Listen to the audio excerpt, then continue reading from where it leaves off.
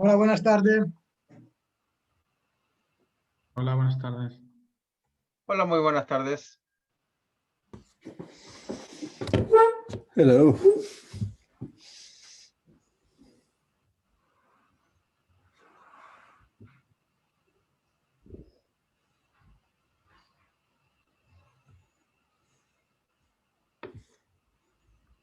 Hola, buenas.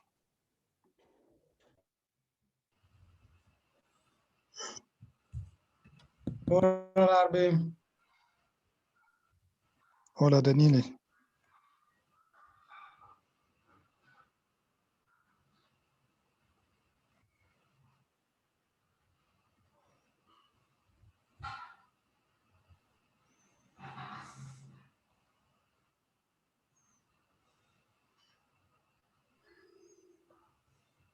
(19 horas). Buenas tardes.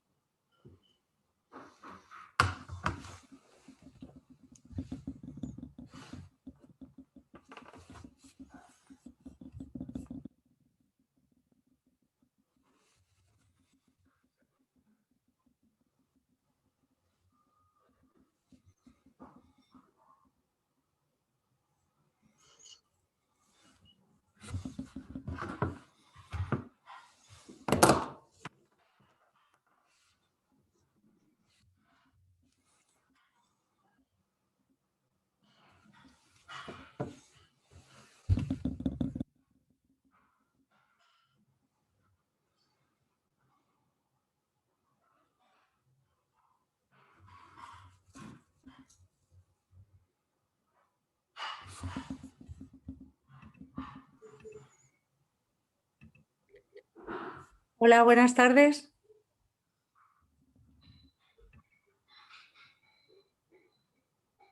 Hola, buenas tardes. Soy Maule Méndez. Encantada de saludaros y feliz de estar en el evento.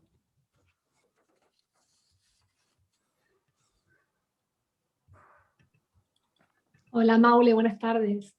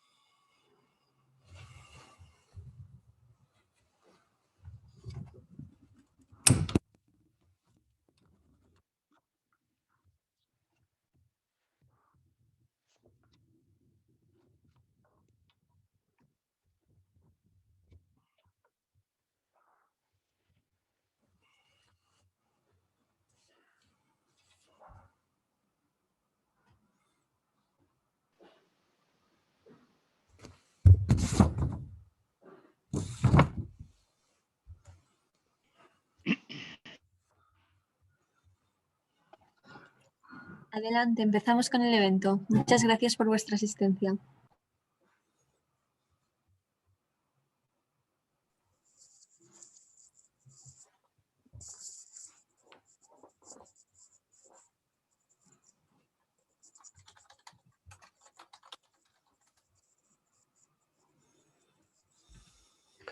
Los sonidos.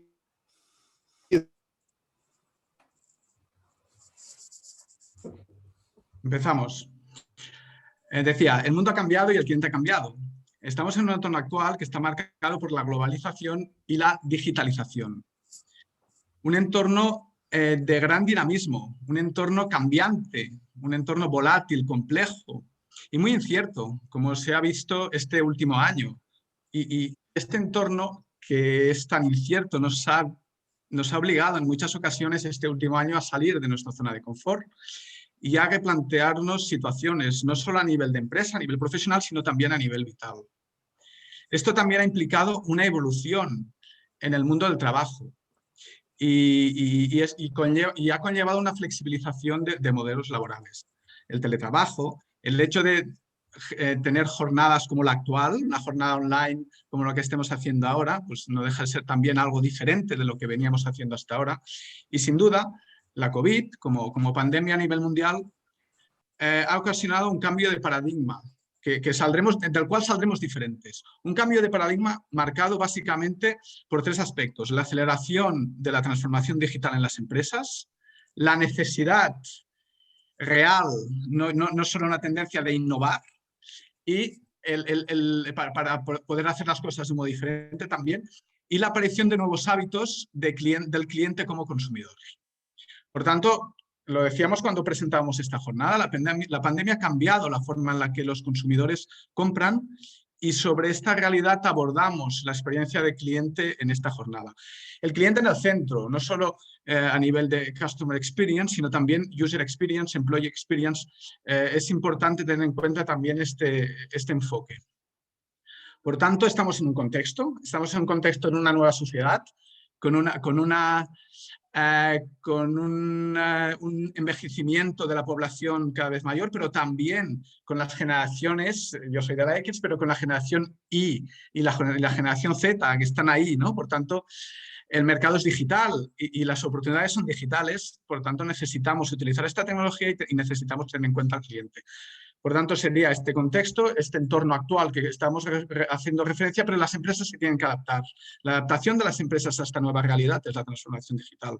Y en la transformación digital es absolutamente clave tener en cuenta al cliente y la experiencia del cliente, como veremos en esta jornada.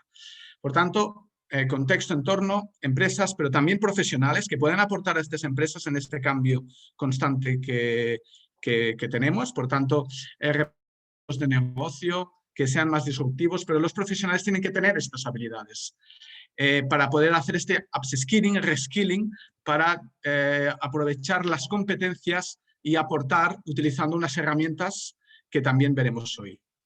Por tanto, la orientación al cliente no deja de ser una competencia, no deja de ser una habilidad clave hoy en día para que las empresas sean competitivas y para aumentar la productividad y poder encontrar nuevas oportunidades de negocio. 5 reflexiones de la experiencia del cliente a nivel de la realidad actual. En estos momentos, efecto COVID. Lo comentábamos en el título de la jornada, la infidelidad del cliente, nuevo efecto COVID. Yo destacaría 5 reflexiones muy básicas y después profundizaremos en ello a lo largo de la jornada. La vuelta a lo que aporta valor, a lo esencial. La asunción de lo digital. Hoy en día tenemos que utilizar los canales digitales sí o sí para ser competitivos. Omnicanalidad. Choque de la lealtad o infidelidad, decíamos nosotros, pero cada vez los clientes son menos fieles. Y también el concepto de economía del cuidado personal, es decir, el bienestar del cliente y de la experiencia que quieren vivir. Por tanto, las empresas necesitan agilidad, flexibilidad y resiliencia. Bueno, os aprovecho para agradecer vuestra participación, agradecer a las empresas participantes, Google, Repsol, MAU San Miguel. Soy Ramón González Cambray, profesor de la UOC y codirector del Máster Universitario en Dirección Ejecutiva de Empresas, MBA Online y a la UOC, en el que trabajamos competencias como la orientación al cliente. Se trata de un programa muy práctico y profesionalizador que precisamente lo que quiere es mejorar esta ocupabilidad y promoción profesional del participante. Por tanto, ahí tenemos esta visión de todas las competencias, también de la competencia de orientación al cliente. A nosotros, este es un evento organizado conjuntamente con DEC, la Asociación para el Desarrollo de la Experiencia Cliente, EADA, Business School y la UOC, Universidad Oberta de Cataluña, bajo el paraguas de este programa MBA Online al que hacía referencia. Para nosotros como universidad y también para EADA nos encanta hacer transferencia de conocimiento y por tanto esta es una oportunidad espectacular. Por tanto, agradecer mucho a los ponentes, a Google, a Repsol, a MAU San Miguel, el que hayan participado, el que dediquen esta tarde durante esta hora y cuarto, hora y media máximo que tendremos de sesión para estar con nosotros.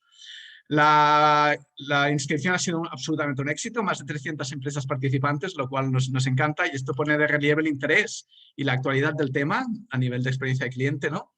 Y también el alto nivel, como no, de las empresas participantes en la mesa redonda y también este éxito de colaboración entre DEC, EADA y la UOC. Aprovecho mi función de bienvenida y presentación, que ya finaliza, ahora viene lo interesante, para hacer una revisión de la agenda. Os reviso la agenda que os espera en esta próxima hora y cuarto, más o menos. He empezado yo haciendo la bienvenida y presentación del acto y ahora a continuación pasaré la palabra a David Román, profesor de ADA, codirector del MBA Online, que nos hablará nos hará un flash a nivel de motivación, ¿no? El por qué es básica la experiencia de cliente en los negocios actuales. A partir de esta exposición de David Román, tendremos una mesa redonda.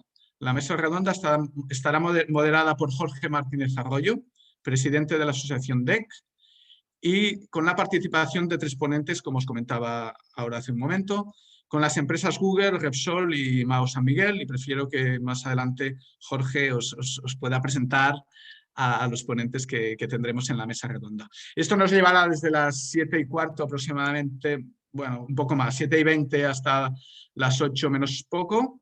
Y después tendremos un turno de preguntas y respuestas. Por tanto, nos interesa saber, nosotros también estamos orientados, ¿no?, al cliente y a todas vosotros y vosotras. Y por tanto, queremos potenciar este turno de preguntas y respuestas, aprovechando que tenemos un panel de ponentes espectacular.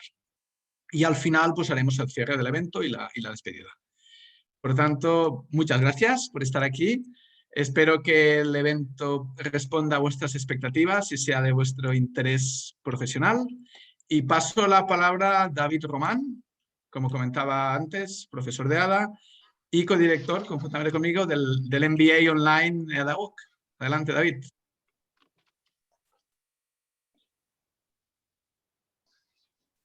El sonido, David. A ver. ¿Ahora bien? ¿Ahora se me escucha? Ahora, genial. Perfecto. Pues nada, muchas gracias, Ramón, y yo voy a compartir una pequeña presentación que tengo con ustedes, pero antes de nada quisiera agradecer a quien ha detonado todo esto, que es Maule Méndez, ¿sí? Profesora de nuestro MBA Online, que bueno, gracias a una propuesta de ella tenemos esta súper oportunidad de poder reunirnos con todos ustedes y de que ir un poco más allá en este mundo que para algunos es una moda, pero es algo básico que es la experiencia en el cliente, ¿no? Con lo que esperamos que su experiencia durante toda la sesión sea excelente y que puedan disfrutar y aprender mucho y reflexionar mucho con todo lo que vamos a comentar con ustedes. Voy al grano, ¿sí? Porque sé que yo simplemente lo que quiero hacer es poner un poco de marco a todo lo que es esto de la experiencia de cliente, pero los que saben vienen después de mí, con lo que simplemente voy a ponerles, a facilitarles un poco toda esta visión.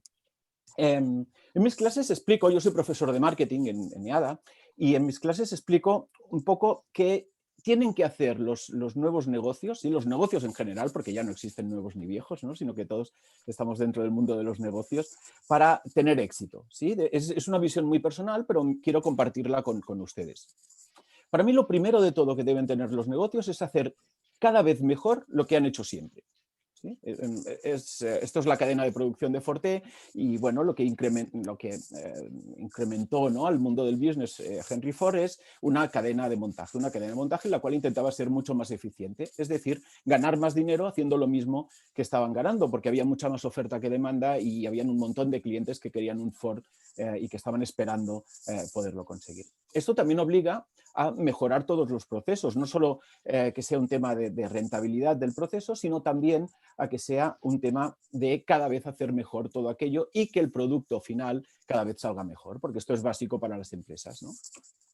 El siguiente es el foco en el cliente. Claro, como profesor de marketing, pues entiendo que el cliente es la base de todos, ¿no? Y tengo un muy buen amigo que lo que explica siempre es de, oye, a ver, déjate de narices, ¿quién te llena la nevera? ¿Te la llena el cliente o te la llena tu jefe? ¿A quién tienes que hacer caso? Y de hecho alguien como Paco Roig desde el inicio de Mercadona pues comentaba de que el jefe es el cliente y que en el argot de todos los empleados de Mercadona cuando hablan del jefe no hablan de su director que está por arriba, sino que hablan del cliente. El tercer punto es la innovación, ¿sí? Y en el entorno en el que estamos, una empresa que no se reinventa, que no lanza nuevas cosas, que no intenta conquistar a sus consumidores con nuevos lanzamientos, con nuevos productos, con cambios pequeños en todo aquello que hace, es una empresa aburrida. Y una empresa aburrida está abriendo la puerta a las empresas competidoras a entrar ahí, a entrar en este mercado, ¿no? Con lo que esto también provoca la infidelidad, ¿no? Una de las bases de las que vamos a hablar hoy. Y la última, y creo que esta es de las más básicas y de las que menos hacen las empresas, es que todo esto es una cuestión de detalle, ¿sí? Al final la competitividad es tan alta que todo lo que hacemos las empresas para intentar conseguir a ese cliente es ser un poquito mejor en muchas pequeñas cosas para que al final esta experiencia, ¿no? esta sensación de que yo estoy haciendo lo mejor que el resto y por eso me tienes que vender a mí, comprar a mí, perdón, y yo te voy a poder vender a ti, pues bueno, es parte del tema. Y evidentemente todo esto tiene que estar interrelacionado, porque si no está interrelacionado, si falla alguna de estas cuatro patas, pues la mesa se cae, ¿sí? Y vamos un poco por ahí. Yendo un poco al tema de la user experience, ¿no? ¿Dónde está el marco de todo lo que vamos a trabajar durante esta hora? Pues bueno, la definición intento simplificarla mucho para que todos estemos hablando más o menos de lo mismo, ¿no? Es toda interacción con el usuario, cualquier tipo de interacción con el usuario que afecta a la percepción la percepción sobre el producto, sobre el servicio, sobre la empresa y que es un factor básico en la fidelización. De hecho, es un factor que va incorporado al producto, va incorporado al servicio, ¿no? No lo podemos dejar aparte, es parte de lo que la empresa está ofreciendo. con lo que evidentemente va mucho más allá del producto e involucra a toda la empresa. Involucra a todos los trabajadores de la empresa, porque todos los trabajadores al final tienen contactos con consumidores, tienen contactos con stakeholders, que a través de lo que ellos explican de la empresa, pues va a hacer que la percepción de estas personas sean diferentes, con lo que va más allá del proceso de compra, sino que va en función de todas estas interacciones. Y algo que la neurociencia está demostrando es que nosotros no vivimos de recordar productos, sino que vivimos de emociones, ¿no? Imagínense ustedes por la mañana este olor de café, ¿no? Y a lo que nos recuerda, o imagínense a todo el resto de sentidos más allá del tacto que nos provocan una serie de emociones. Con lo que al final la emoción es el punto básico de todo lo que tenemos que hacer y uno de los puntos básicos que trabaja la experiencia de cliente, ¿no? De que al final tengamos unos vínculos, unas relaciones, un grado de satisfacción superior con nuestra marca, con nuestra empresa, que con nuestras empresas competidoras, ¿no? Y en este punto, ¿sí? Yo me gustaría cerrar un poco todo este tema en 4 claves de la User Experience en este 20.2.1, ¿no? Que para mí el COVID, ¿sí? El 20.2, ¿sí? Nos ha cambiado a todos y evidentemente ha provocado que todo aquello que comentaba Ramón González al principio de su intervención, pues todo se haya acelerado muchísimo, ¿no? De hecho, todo lo que vamos a hablar a partir de ahora en muchos casos no es un efecto de la COVID, sino es un efecto de que casi todo se ha acelerado mucho, la transformación digital, los clientes que cada vez son un poco más exigentes en todo aquello que hacen, pero además penalizan más a las empresas que no cumplen con aquello que quieren. Bueno, y muchos temas que se han detonado, ¿no? Con esta volver a pensar en nosotros mismos, volver a pensar un poco en todo.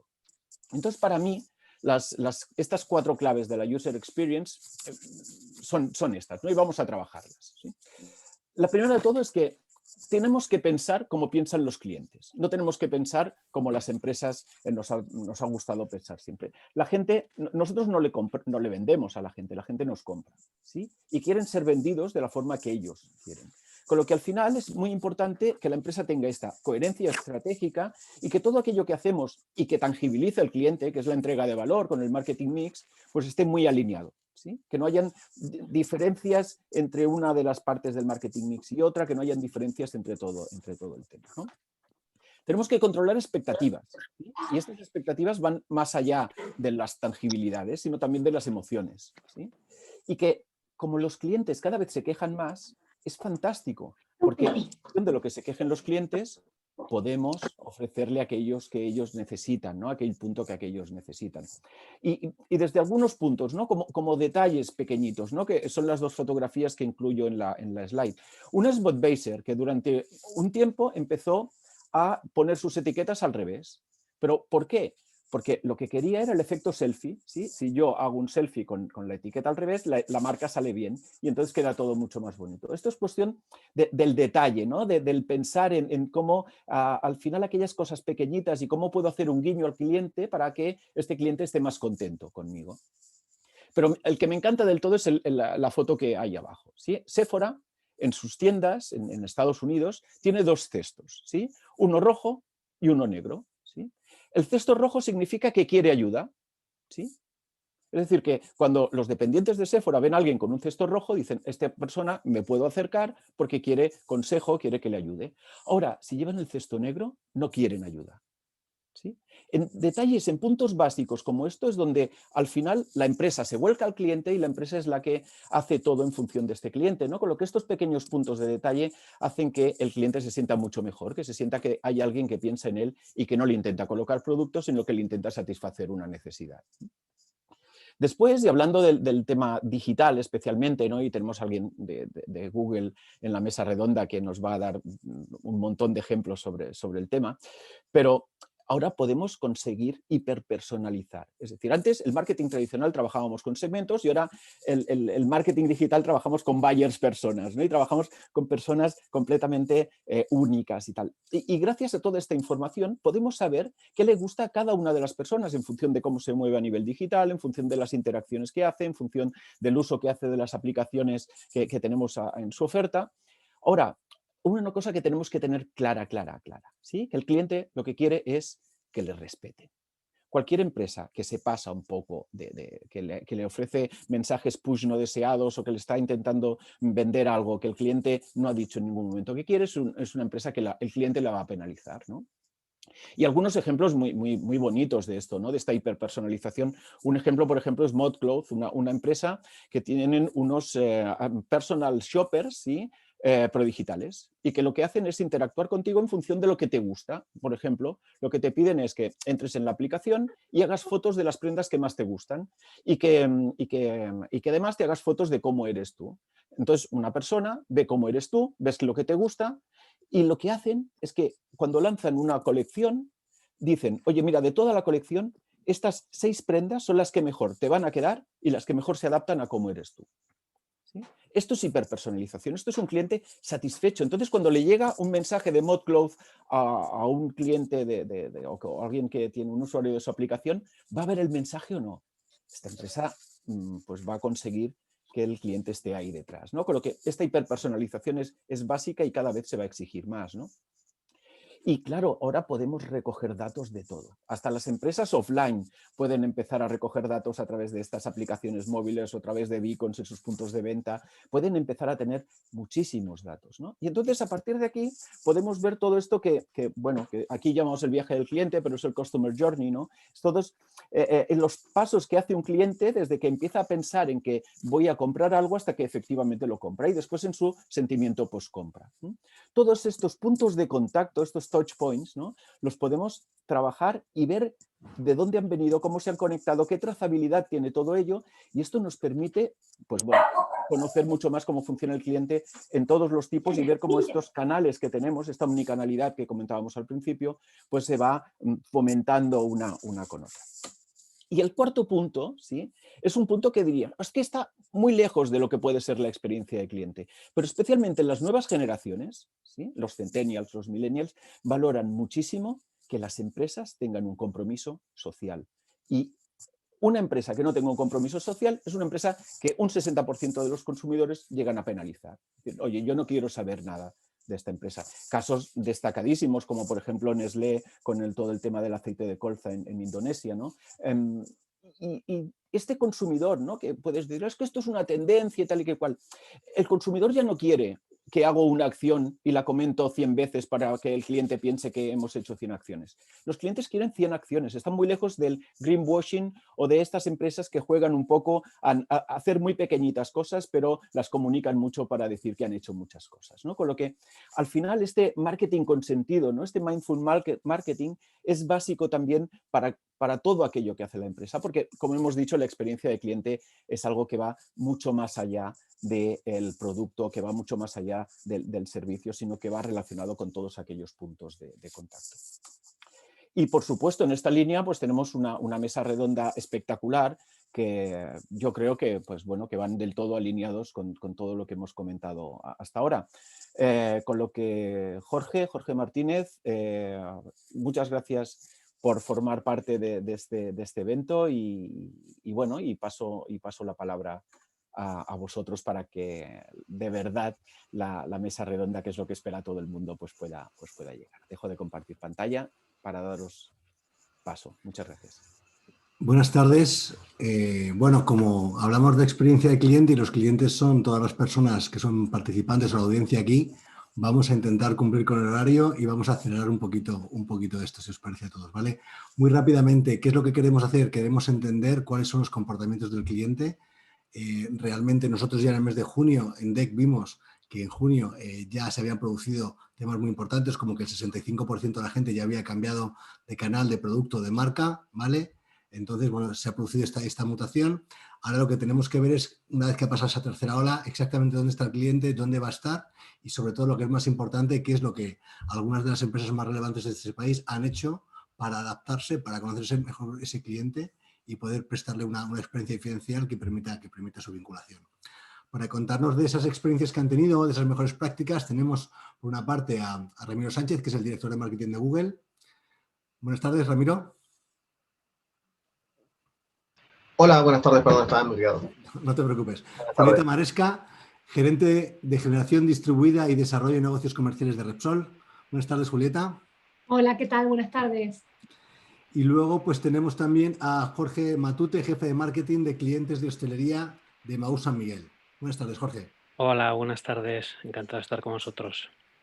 Pues lo más importante, ¿cómo habéis vivido vosotros, cómo habéis entendido que se han comportado vuestros clientes y hacia dónde creéis que van a ir, ¿no? Porque una cosa es lo que cuentan los estudios, que siempre es una visión macro, y luego otra es la visión real. Vosotros, vuestros clientes, ¿cómo les veis? ¿Qué ha cambiado? ¿Qué tenéis que cambiar? Bueno, luego entramos en qué tenéis que cambiar vosotros, pero sobre todo, ¿qué cambios habéis visto en este último año y hacia dónde creéis que va vuestro consumidor? Empezamos por el mismo orden de antes, si queréis. Por Ramiro, empezamos por Ramiro. Bueno, gracias. Yo en cuanto a nuestros clientes lo dividiría en dos grupos. Por un lado tenemos nuestros, que no son clientes, pero son nuestros usuarios, que se han volcado a lo digital, y esto lo hemos visto marcado en dos cambios de comportamiento. Uno, por sus búsquedas y lo que están buscando, y eso nos ha ido dando una pauta de lo que ha estado sucediendo y cómo sus intereses han ido cambiando y siguen cambiando. Y podemos hablar horas de cómo el comportamiento de búsqueda y qué cosas están buscando de manera diferente. Por otro lado, el consumo online, la gente, una evolución de crecimiento de consumo, por ejemplo, de YouTube, que teníamos planeada pasar en 4 años, pasó en un mes, cuando la gente entró a confinamiento, y se aceleró muchísimo el consumo de contenido digital online.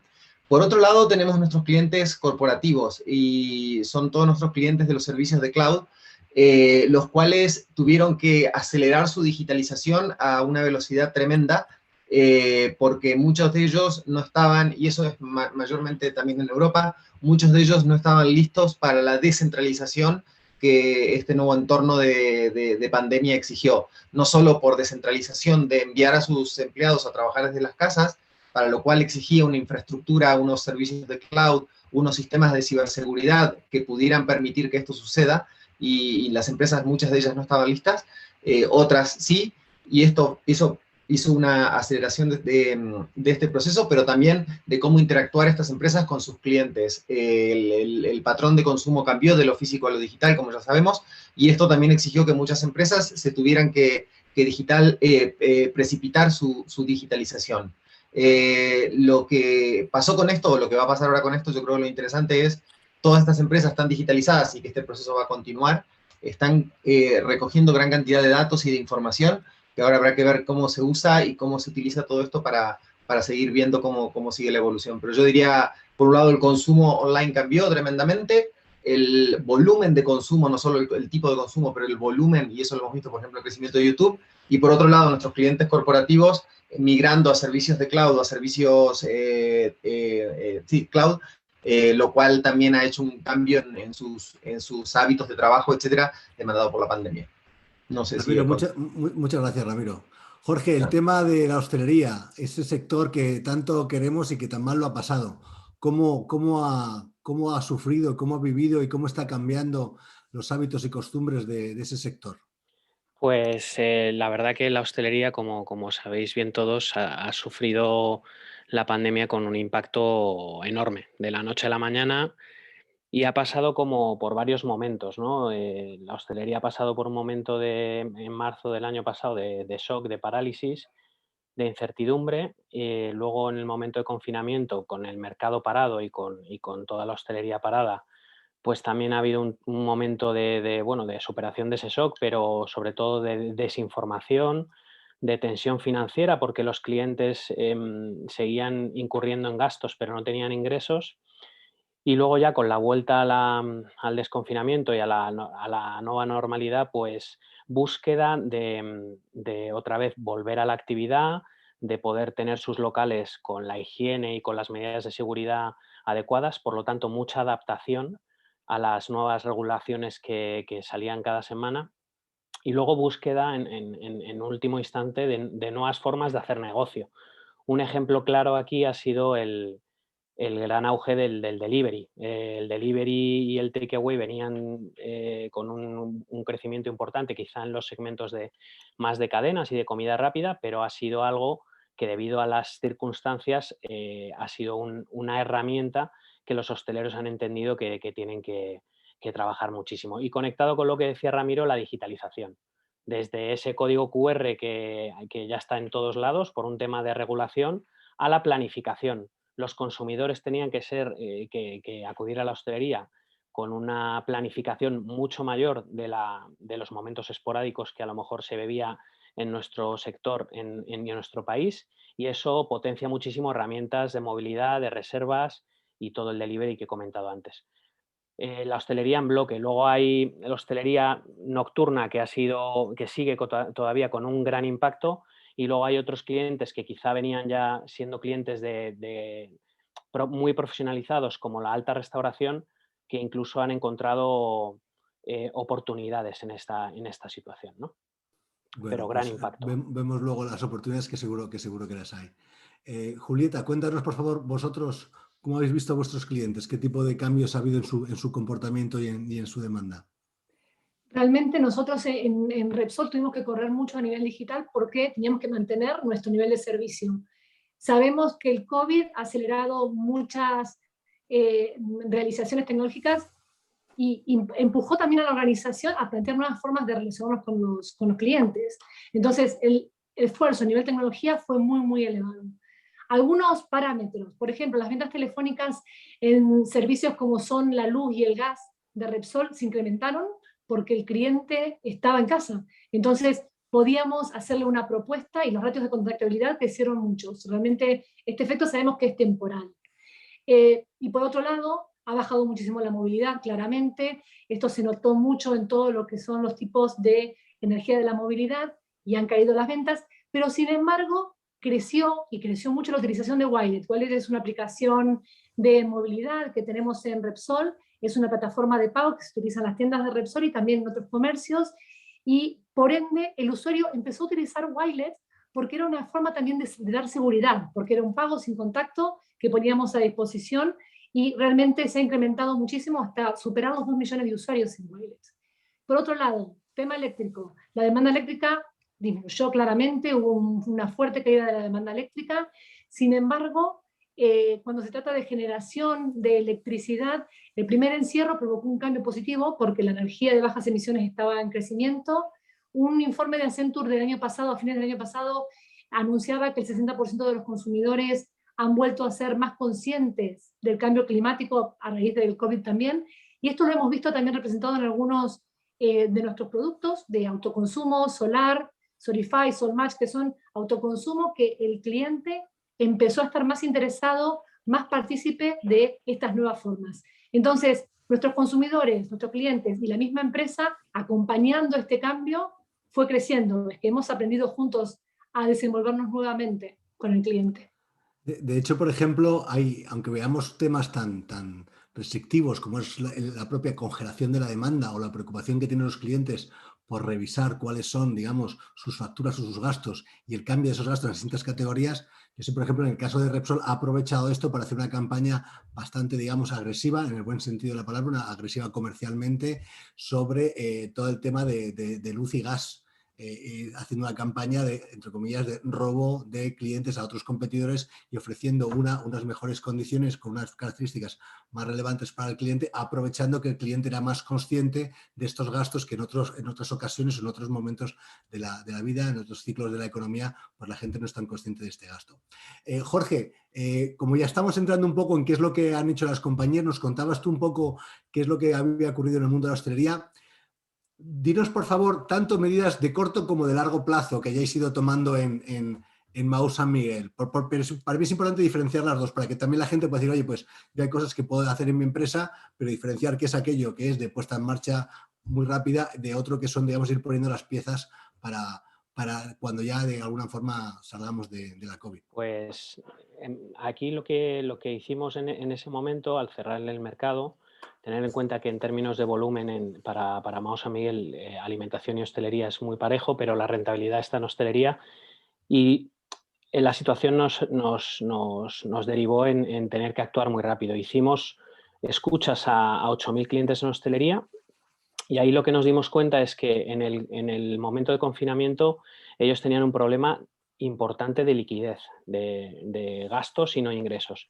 Aquí hicimos, por ejemplo, pues en equipo dinámicas muy ágiles lanzamos una plataforma de crowdfunding, porque vimos que nosotros no éramos, hasta que no abriese el mercado de nuevo, no íbamos a ser capaces de activar el consumo de los consumidores, pero pusimos una plataforma que se llama Ahora Más que Nunca para que los propios consumidores precomprasen bonos de consumo en hostelería y ellos pudiesen encontrar liquidez en ese momento, ¿no? Cuando ya empezó el momento de abril, de ver que en mayo ya iba a haber la apertura territorial y faseada, pues lo que hicimos fue preparar una campaña importante de dar a todos nuestros clientes de hostelería el consumo de una semana de barril o botella gratuito para que pudiesen arrancar, porque de nuevo ahí su gran problema era que ver si eran capaces de volver a abrir por la liquidez que tenían. Y luego el tema de aforos, el mundo de la terraza, por ejemplo, ha sido clave, ¿no? Para poder abrir durante mayo y junio, y aquí no todo el mundo tenía a disposición de una terraza, y aquí ayudamos con las diferentes asociaciones de hostelería a poder dar la habilidad de ampliar esas zonas y que clientes que no tengan licencia las pudiesen tener, y por otro lado reinvertimos una apuesta importante millonaria en esas terrazas que cada año hacemos, pero que este año pues ampliamos para que los hosteleros pudiesen abrir, básicamente. En el medio plazo lo que hemos ido viendo es la digitalización. Pues bueno, ahí hemos hecho acuerdos de todo tipo durante el confinamiento, acuerdos con gente para la formación. Ese tiempo en el que estaban cerrados, los hosteleros podían aplicarlo a formarse. Ahí tenemos una plataforma que se llama Rentabilibar, que antes del confinamiento tenía 50.000 clientes y después tiene 100.000 clientes, o sea, se ha duplicado, de ahí el interés, como decía antes la compañera de Wilet, y ahí pues hemos hecho acuerdos colaborativos con el Basque Culinary Center, con otras universidades para dar formación y que los clientes se pudiesen formar, o temas de acuerdos para herramientas digitales. Con el propio Google hemos hecho un acuerdo para la formación con Google Actívate, para que esa formación de Google pudiese llegar a muchísimos hosteleros, o con Cover Manager, por ejemplo, pues dotar a los clientes de la herramienta de reservas que podían hacer. O lanzar también herramientas de carta digital con startups, ¿no? Entonces ahí un poco esas nuevas formas de hacer, pero sobre todo ayudando en los básicos que hemos llamado en interno para que pudiesen salir adelante en el corto plazo. Gracias. Ramiro, vosotros en el mundo del advertisement digital, la verdad es que en las compañías siempre que hay un problema de crisis se tiende, yo no voy a calificarlo si es bueno o malo, seguro que tú me lo vas a explicar, se tiende a reducir el budget publicitario, ¿no? Entonces yo creo que es muy importante ver también vosotros cómo habéis reaccionado y qué tipo de, digamos, de acciones habéis tomado, de nuevo también algunas de corto plazo y otras a lo mejor un poco más de largo plazo. Bueno, no sé si estoy de acuerdo en que se tiende a reducir, depende de cómo lo bueno, que no quiero vender a Google, pero digo, lo bueno que tiene es que se mide el resultado y se mide el impacto muy fácilmente. Con lo cual, en una crisis como esta, como sucedió, lo importante era reaccionar rápidamente y entender cómo iba a cambiar y cómo estaba cambiando en tiempo real el comportamiento de los usuarios y cómo se modificaban los canales de ventas. Entonces, vimos cosas obvias, como que, por ejemplo, el sector de travel se cayó mucho, pero vimos que otros sectores empezaron a despegar muy rápidamente, como por ejemplo consumo masivo o como por ejemplo retail, y todos estos empezó a mudar online, entonces hubo sectores que crecieron y sectores que no. Entonces ahí lo que hicimos fue desarrollar programas de capacitación específico para estos sectores con herramientas que tuvieran resultados y pudieran entregar resultados a muy corto plazo, o sea, desarrollar campañas que pudieran permitirles mantener el revenue o por lo menos estar cerca de eso. Eso por un lado. Por otro lado, lo que hicimos, a nosotros una cosa que nos preocupa mucho son los pequeños y medianos negocios, los pequeños negocios, y son los que menos digitalizados estaban. Entonces, entendíamos que para que nuestros clientes grandes puedan vender, los pequeños negocios también tenían que moverse. Y así fue que hicimos una campaña, en el caso de España, enfocada en bares y restaurantes, ayudarlos a digitalizarse. ¿Para qué? Para poder hacer delivery, después cuando se abrió la economía, reserva de mesas, cuando se abrió la economía, cuando se abrió el confinamiento, para que se pueda hacer reserva de mesas, para que se pueda ver el aforo de los distintos lugares, etcétera. Y lo otro que nos enteramos también fue que toda esta gente no tenía capacitación, así que hubo que hacer toda una capacitación, que fue lo que hicimos en asociación con MAU y también con Schweppes, para capacitar a bares y restaurantes para digitalizarse y aparecer, concretamente es aparecer en Google Maps y todo ese tipo de cosas. Eso por un lado. Por otro lado fue ponernos del lado de la educación y ayudar a a los educadores y a los colegios a que utilicen nuestras herramientas, porque fue algo que sucedió de la noche a la mañana y no estaban preparadas para que esto suceda. Entonces fue un trabajo muy vertiginoso para ayudar a que la educación continúe funcionando, porque ahí creemos que estaba nuestra responsabilidad social y éramos de los que podíamos aportar mucho en ese caso. Y yo creo que esas fueron los tres buckets. Por un lado, ayudar a los grandes clientes a adaptarse a esta nueva realidad. Primero, entendiendo los patrones de consumo. Y segundo, aquellos que no estaban digitalizados y que no podían operar en este nuevo entorno tan, digamos, descentralizado, ayudarlos a mudarse lo más rápido posible hacia el cloud a través de un proceso de transformación digital, y eso lo continuamos haciendo en el largo plazo. Segundo, digitalizar rápidamente a bares y restaurantes, y ahora estamos haciendo lo mismo con otros retailers, para que puedan absorber ese consumo, porque básicamente lo que pasó fue que un consumo que antes sucedía en bares y restaurantes pasó al supermercado y se fue de los bares y restaurantes. Entonces, cómo a través de delivery y a través de otras herramientas podíamos volver a ayudar a los bares y restaurantes. Y tercero, toda nuestra misión social, que era ayudar a la educación, capacitar a la gente para que adopte nuevas tecnologías y para que se sume a este onboarding digital. Y como todo se digitalizó, surgió un problema nuevo, un problema que antes no se le daba tanta importancia, y el problema este era de la ciberseguridad. O sea, todos estos pequeños negocios que de golpe se tuvieron que digitalizar, de golpe empezaron a tener ataques y empezaron a tener problemas de ciberseguridad. Con lo cual también hubo una campaña y que seguimos haciendo ahora, y es una de nuestras iniciativas más importantes de este año, de ciberseguridad y de cómo mantener un negocio online de manera segura. Con lo cual, digamos que creo que fueron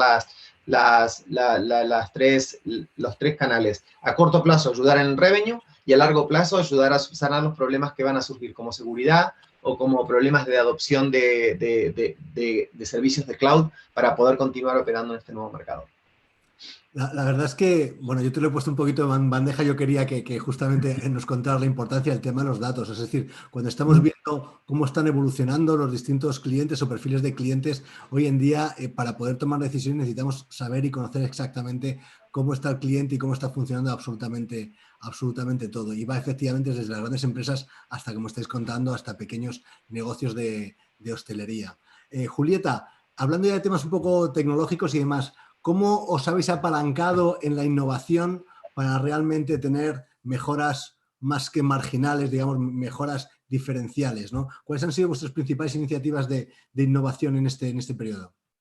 Realmente, en cuanto a lo que es innovación, nosotros tenemos en el ADN de Repsol está la innovación claramente. Y hay diferentes líneas, ¿no? Una vertiente tecnológica, y tenemos un centro de tecnología justamente que hace y se dedica a hacer nuevos desarrollos tecnológicos. La vertiente de procesos, que se ha visto amplificado totalmente, porque la simplificación y agilidad en los procesos, justamente para atender a nuestro cliente, ha sido el Zoom. Y la vertiente colaborativa. Hemos abierto mucho más todo lo que es la colaboración, más allá de la empresa, con líneas de innovación abierta en la casa.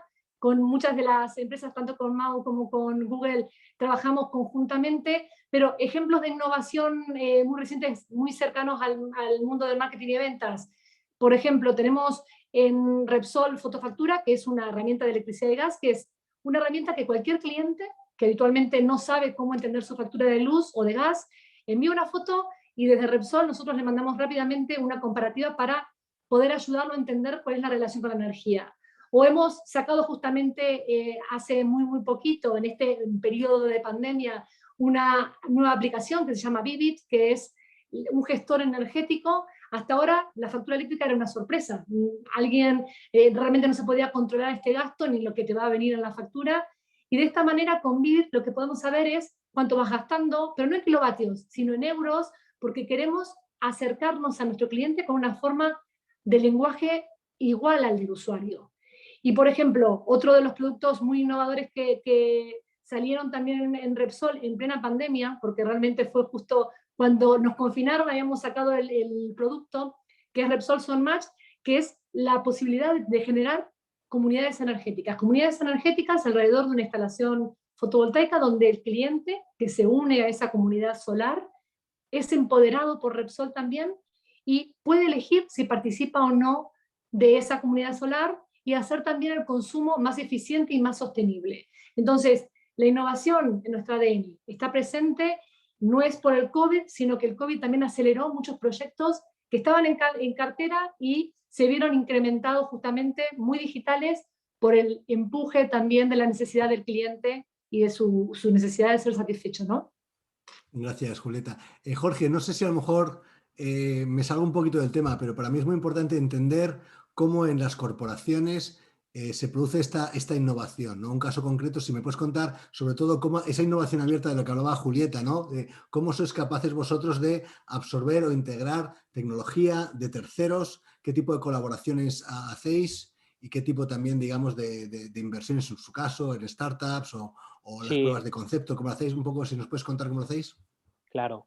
En línea con lo que dice Julieta, pues nosotros llevamos tiempo trabajando en varias líneas, ¿no? Quizá una o tres líneas. Una es la de colaboración con grandes corporaciones. En este caso, bueno, pues Google, Ramiro ha comentado esos programas de trabajo común para la hostelería. En el caso de Repsol, este año también tuvimos una colaboración para la hostelería. Y veníamos trabajando, por ejemplo, con el Basque Culinary Center, que es la escuela de negocios para la hostelería, que tiene un lab de innovación digital, y llevábamos años trabajando con ellos, ¿no? Por otro lado está el trabajo y colaboración con las startups. Ahí llevábamos años trabajando en una aceleradora de startups de hostelería que se llama BarLab, que lleva ya 5 ediciones y que justo también, como decía Julieta, pues durante la pandemia pues conseguimos que todo ese trabajo previo que habíamos hecho y que habíamos trabajado con 15 startups en esos años, pues pudiésemos llevarlo al mercado, ¿no? Y luego, por último, este año, veníamos también trabajándolo, pero este año se ha catapultado todo el tema de la innovación y el talento interno, ¿vale? Tenemos programas de intraemprendimiento en la compañía.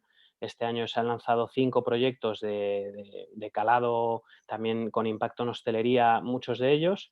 Y luego, por ejemplo, aquí en temas de autoaprendizaje y de incorporación de capacidades y de metodologías Agile, este año lanzamos, junto con BBVA, adoptamos una herramienta que ellos tienen que se llama Ninja, que nos ha servido muchísimo para toda la aceleración de eso, del autoaprendizaje y de la incorporación de capacidades para todos los empleados que tenemos. Al final, combinando todas estas dinámicas, pues somos capaces de llevar soluciones escuchando al cliente que de otra manera no tendríamos o serían muy desde nuestro propio ombligo, ¿no? Perfecto. Bueno, yo sé que si hay temas de tecnología e innovación tenemos que hablar con Google. Ya nos has comentado algunas cosas, Ramiro, pero no sé si nos puedes explicar un poco más o algunos otros ejemplos de cómo vosotros, por una parte, colaboráis con corporaciones, pero también con otra colaboráis con startups que hay disponibles en el mercado. Bueno, nosotros, innovación está en el ADN de Google y yo creo que acá hay una de las cosas que creo que hacen a Google única es una metodología del 20%, pero la voy a contar.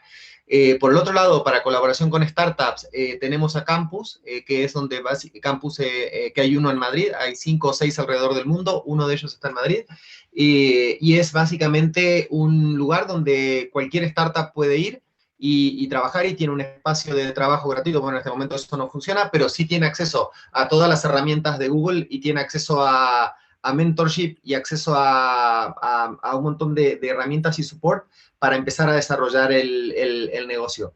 Por otro lado, el tema de innovación y de 20% que comentaba antes, en Google, cada empleado, después de haber estado, creo que es un año en la compañía, puede decidir trabajar en cualquier proyecto que le llame la atención un 20% de su tiempo. O sea, yo o cualquier persona puede decir, a mí me interesa trabajar en esto, voy a dedicar el 20% de mi tiempo, presentar un proyecto y se la aprueba. Y como resultado de este 20%, han surgido productos como, por ejemplo, Google Fotos o Gmail, han surgido de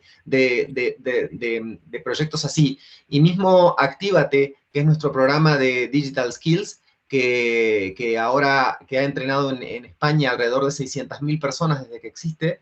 Este programa surgió como un 20% de una persona que estaba en el equipo de marketing antes que yo llegara, que se le ocurrió, porque cuando empezó el problema del desempleo en España en la crisis anterior, se empezó a ver entre que nuestras agencias nos decían que no conseguían gente capacitada, y por otro lado veíamos una gran cantidad de jóvenes desempleados. Nos vimos en la obligación de estar en el medio y decimos, pero bueno, nosotros estamos aquí en el medio, podemos ayudar a capacitar a estos jóvenes y de paso le estamos dando recursos a estas agencias para que contraten. Y eso también fue un ejemplo de innovación, donde no es desarrollar un producto nuevo, sino entender qué rol podemos cumplir en la sociedad y cómo lo hacemos. Y eso fue un proyecto que ahora se llama Actívate en España, se llama Grow with Google a nivel global, que en su momento fue para ayudar a gente a conseguir trabajo, y ahora se está redefiniendo en Skills para the Future of Work. Con lo cual, es un proyecto también de innovación y que surgió como todo esto surge de 20%, donde la empresa tiene una clara visión que el éxito del sostenimiento de esta empresa está en la innovación y no solo en desarrollar productos nuevos, sino también iniciativas nuevas. Entonces, no sé si contesté, pero básicamente va por eso. Perfectamente contestado, Ramiro.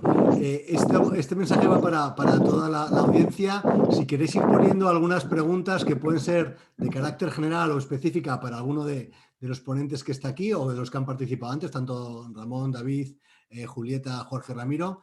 Mientras vais poniendo esas preguntas en el chat, y les voy a intentar ir gestionando yo con las personas que están aquí de ponentes, vamos a cerrar lo que es la propia mesa redonda con una pregunta que es la misma para los tres, y es: después de todo lo que habéis visto, lo que habéis aprendido, aunque vais a seguir aprendiendo mucho, me gustaría que cada uno de vosotros me dijerais las 3 recetas, hablando de tema culinario que está hablando Jorge, ¿cuáles serían las 3 recetas que vosotros pensáis que serían de aplicación genérica a la mayoría de los sectores y empresas? ¿En qué 3 temas creéis que deberían enfocarse para poder ir teniendo una ruta de ingresos más sostenible a lo largo del tiempo? Y empezamos, por ejemplo, pues por Jorge, si queréis. Gracias. Yo hablaría de escucha a clientes, todo lo que sea acelerar la escucha a los clientes. En nuestro caso, pues este año pasado pudimos escuchar al 12% de nuestros clientes, pero todavía queda muchísimo para llegar a acelerar esa escucha. Es clave. Todo lo que nos diga, como comentaba Ramón al principio, un cliente, tienes el camino hecho. La digitalización, clave. En nuestro caso, el sector de la hostelería tenía ese debe y en parte por todo lo que ha pasado se va a ir incorporando y se ha acelerado muchísimo y vendrá un camino en ese sentido al alza. Y yo os diría también que todo lo que tiene que ver con la innovación abierta, con la colaboración, es clave. O sea, no vamos a poder entregar soluciones y valor al cliente si no somos capaces de abrirnos a otras empresas, incluso la llamada competición, ¿no? De alianzas con posibles competidores no naturales, va a ser clave en todos estos años que vienen. Nos quedamos con los 3 temas: la escucha, la digitalización y la innovación abierta. Julieta, tus recetas mágicas. Voy a repetir, pero creo que es importante. La digitalización de productos y servicios, como decía Jorge antes, la tecnología permite esta visión cross-funcional para la empresa y para el cliente, fundamental. En Repsol hemos lanzado en movilidad Wilet, en el hogar Vivit, justamente como un gestor energético. Lo primero. Lo segundo, siempre entender al cliente, entenderlo para darle lo que necesita, cuándo lo necesita y dónde lo necesita. Y para esto hay 2 puntos claves: datos, mayor conocimiento y personalización es imprescindible, y agilidad y time to market. Este año nosotros pudimos lanzar Call and Collect en las estaciones de servicio, acuerdos con Deliveroo y Globo, que no hubieran sido naturales también en nuestro roadmap, y sin embargo ahí estuvimos, y fundamentalmente medir y medir y medir. Y por último, incrementar el engagement del cliente, con el cliente, porque este entorno de infidelidad lo requiere. Entonces necesitamos crear esas acciones de engagement, fomentando el uso de nuevos canales, creando y sorprendiendo al cliente en acciones free cost, por ejemplo, contar con soluciones que lo empoderen como consumidor, y fundamentalmente también contar con un programa loyalty potente y que permita al cliente beneficiarse de todos y cada uno de los puntos de relación que tenga con las empresas. Esos serían las tres recetas que podría compartir con vosotros. Muchas gracias, Julieta. Ramiro, tus 3 recetas, por favor. Coincido con lo que se ha dicho. Yo lo que diría es, una de las cosas que han cambiado mucho con esta pandemia, y que yo creo que va a ser un cambio que vino para quedarse, es potenciar el valor de lo cercano. Hemos pasado no solo por el tema de digitalmente estar cerca, pero también lo que hemos visto nosotros que ha cambiado en el comportamiento de usuarios es que ahora prefieren comprar en su almacén de barrio o prefieren ayudar al bar o al restaurante de su barrio, y entonces todo esto ha traído como un valor de lo cercano, que si sumamos esto con la potencial descentralización que está sucediendo a raíz de toda esta nueva transformación de working from home, yo creo que se va a abrir como una dispersión y va a haber el surgimiento de nuevos núcleos que van a girar alrededor de cada una de las personas. Entonces, entender cómo esa dinámica va a suceder me parece que va a transformar la forma en la que estamos viendo y que estamos acostumbrados a vivir, donde veníamos de centralizaciones y cosas muy masivas y que de golpe están pasando a ser mucho más cercanas a mí, desde un Amazon que me trae la comida a mi casa hasta yo que prefiero ayudar al bar que está al lado de mi casa. Entonces, todo el usuario se vuelve mucho más el centro de esta situación.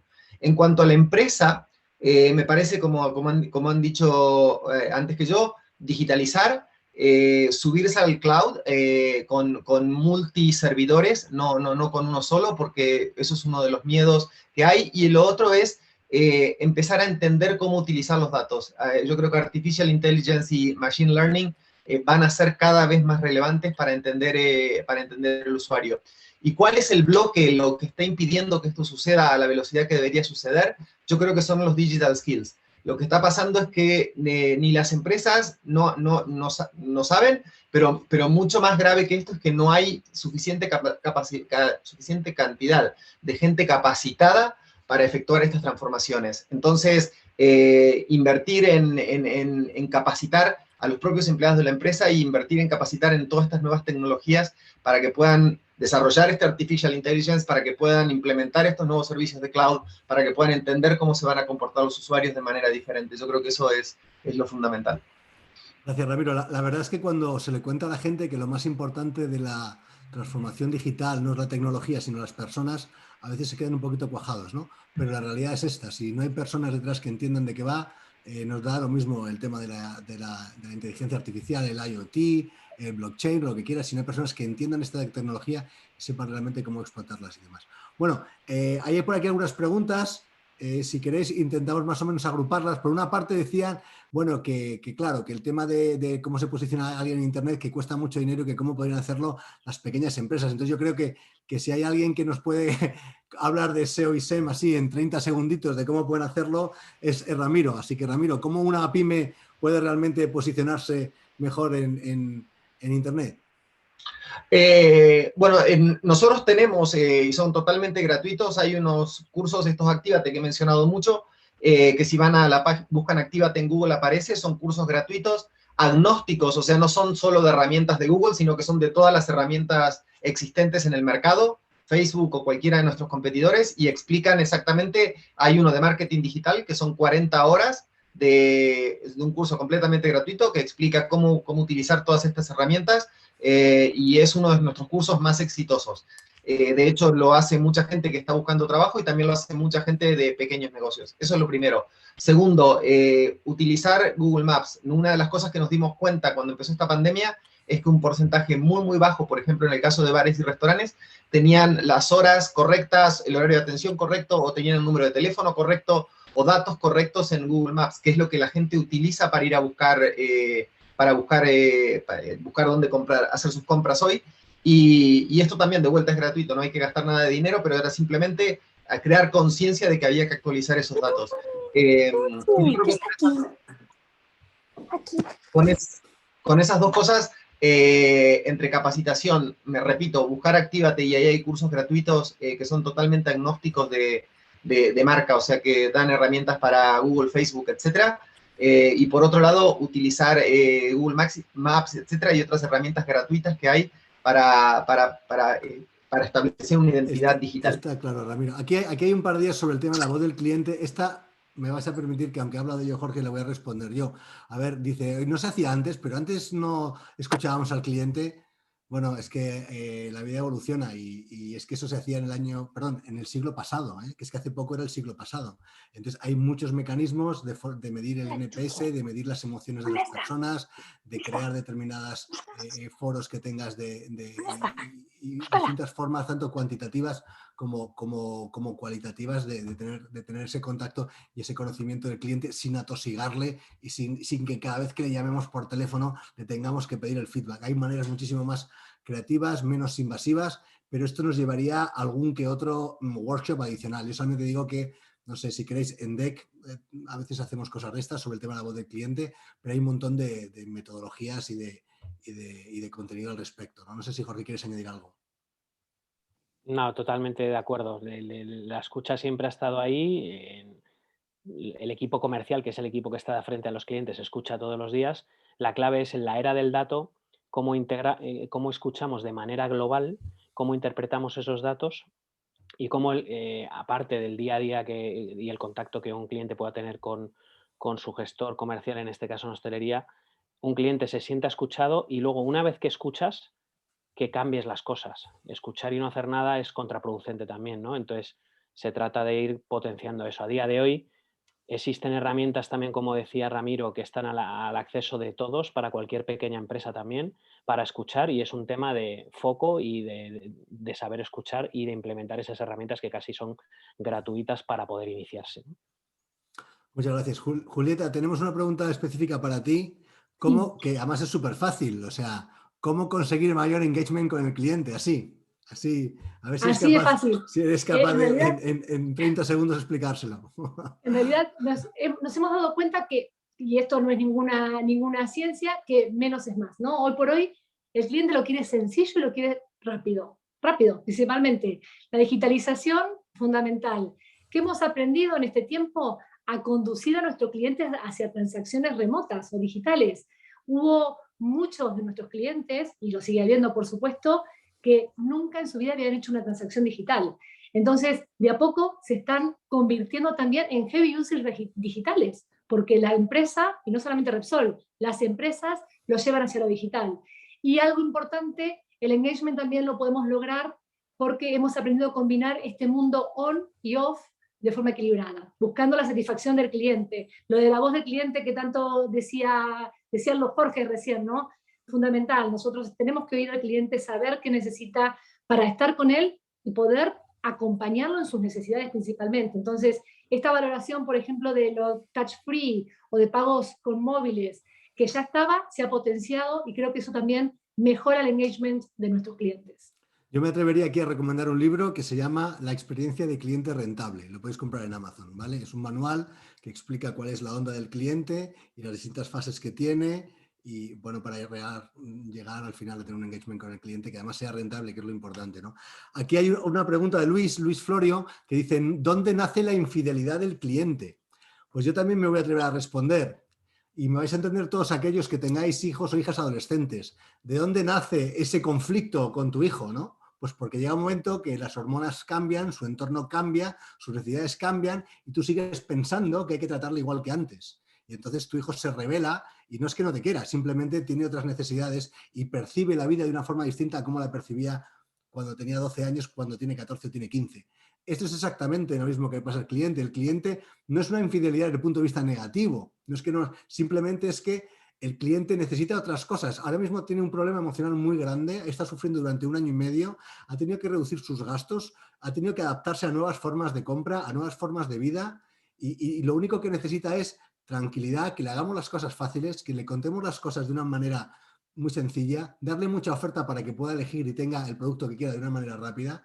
Y si seguimos prestándole la ayuda o el servicio y las comunicaciones son iguales que antes de la pandemia, pues tendremos un cliente, entre comillas, infiel y adolescente al que no entendemos y quien llega un momento que se irá con otras personas porque nosotros no lo entendemos. Es un mismo concepto, la culpa no es de nadie, simplemente este cliente evoluciona y lo que ha producido esta pandemia es bueno, un torbellino de hormonas en el cliente, por seguir un poco con la similitud de la adolescencia, o nos adaptamos o dejará de venir a casa y dejará de estar con nosotros y dejará de contarnos las cosas como pasa con los hijos adolescentes. El que no tenga hijos adolescentes, que cuide y quiera mucho a los suyos y luego que se tome todo con tranquilidad. Vale, no sé, tampoco quiero yo estar mucho rato porque de nuevo queremos cumplir más o menos con lo que es el horario previsto. A ver, había por aquí, había un tema de medición que yo creo que es interesante porque Ramiro contaba algunas acciones de Google que ellos hacen bien porque creen en ello en el largo plazo, como el tema del 20%, o bien otros temas donde están invirtiendo en la sociedad. Y claro, de alguna forma la gente dice, ya, pero tú cómo mides el retorno de esto, si lo mides o no lo mides. Y a mí sí me gustaría aprovechar para que Ramiro nos dijera si se mide o no se mide y hasta qué punto se ve que es exitoso y cuáles son esas variables. Bueno, medir sí, medimos todo. Lo que es importante es qué definimos como éxito. Y entonces yo creo que ahí es donde la pregunta se pone más interesante. Por ejemplo, cuando hacemos medidas de este estilo, por ejemplo, en la campaña esta que hicimos con Mau y con Schweppes de digitalización de bares y restaurantes, nosotros sabemos qué sucede y cuál es el impacto cuando un bar o un restaurante se digitaliza. Nosotros eso lo sabemos. Pero para nosotros el éxito en este caso era cuántos podíamos digitalizar. De la cantidad de bares que hay en España, cuántos podíamos digitalizar, cuántos podíamos ayudarlos en ese proceso a transformarse en digitales. Esa es nuestra primera métrica, la que queríamos lograr era ayudarlos a ellos. Y nuestra otra métrica era, por supuesto, mover nuestras métricas de reputación de marca. Sí, también nos interesa eso. Pero nos interesa con sustancia y haciendo un proyecto concreto. Después, otros productos de innovación, los medimos, depende de lo que estemos haciendo, pero puede ser engagement de usuario, cuánto el usuario lo usa, cuántos usuarios activos tenemos por día, cuántos usuarios activos tenemos por mes. Todo esto se define antes de empezar un proyecto. Cuando estamos diseñando cualquiera de estos 20% o una campaña, decimos, bueno, ¿cómo vamos a definir éxito? Éxito va a ser si pasa esto. Y entonces empezamos a medir para que eso suceda. Algunas son resultados de largo plazo, otros son resultados de corto plazo y son actividades más tácticas, pero sí, básicamente es medir todo pero antes de medir como un loco, como digo yo, antes de empezar a medir hay que definir qué es lo que queremos medir y qué es lo que queremos lograr. Porque lo que también yo veo que pasa mucho en esta sobreabundancia de datos que tenemos hoy es que la gente, las empresas y la gente junta datos sin saber muy bien para qué y qué es lo que va a hacer. Yo creo que lo primero y lo más importante es decir, bueno, ¿qué es lo que yo quiero lograr? Yo, en el caso, por ejemplo, de la campaña esta de bares, lo que queríamos lograr era digitalizar bares y restaurantes. Entonces, ¿cuántos? ¿Cuál es el número razonable y hasta dónde queremos llegar? Esa es una de las métricas. Y la otra, que era muy importante para nosotros, es que la sociedad nos vea como que que invertimos y que nos interesa el desarrollo de España. Y entonces esa otra métrica, que es una métrica de marca, también la medimos y vemos cómo evolucionan las dos y luego, en base a cómo hayan funcionado, definimos si fue un proyecto o una campaña exitosa o no.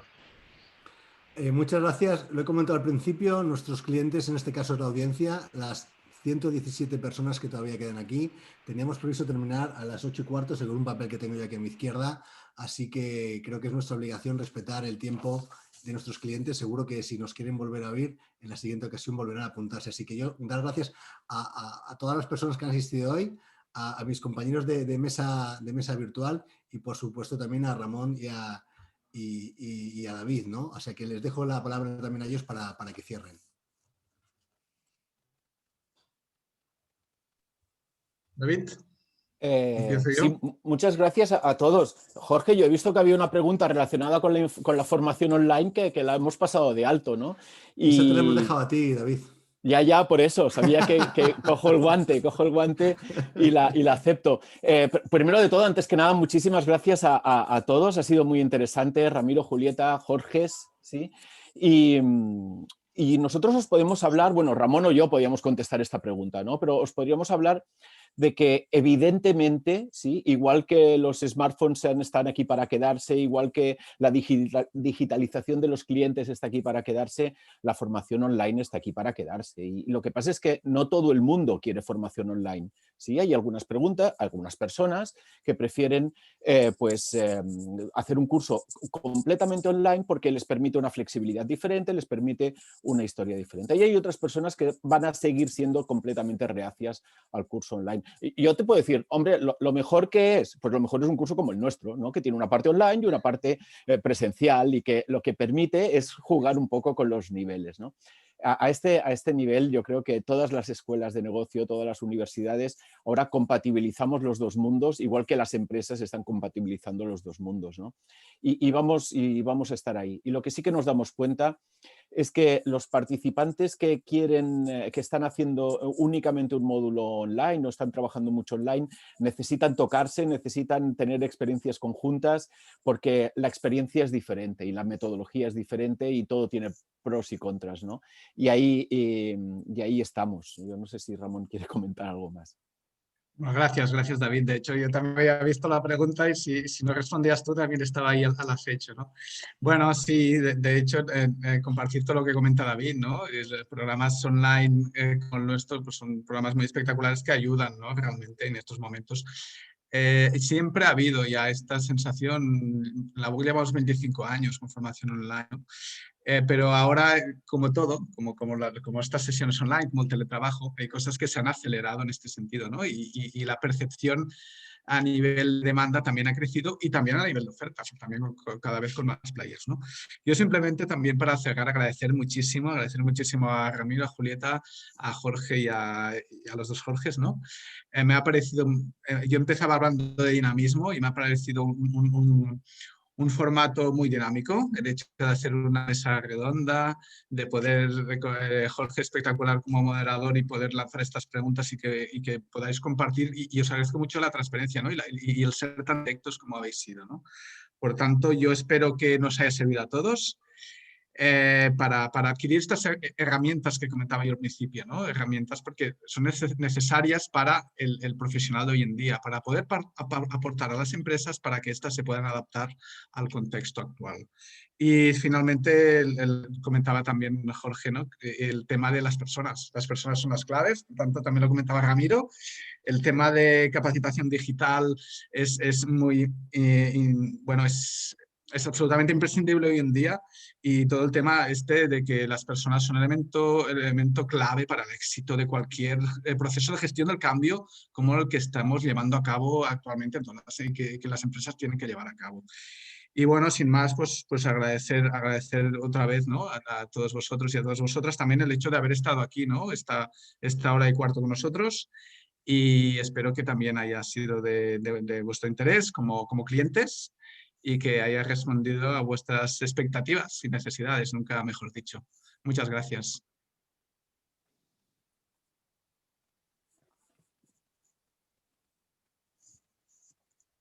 Muchas gracias.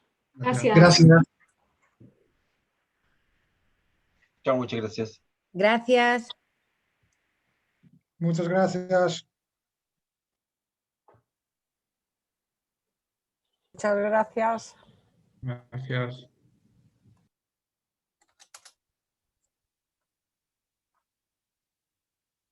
Muchas gracias a todos, ha sido súper interesante. Supongo que se está grabando, no sé si nos lo vais a comentar, pero desde luego pienso releer cada mensaje porque hay mucho que meditar en todas vuestras reflexiones. Muchas gracias por vuestra generosidad y vuestro tiempo y sobre todo por vuestra experiencia inigualable. Gracias.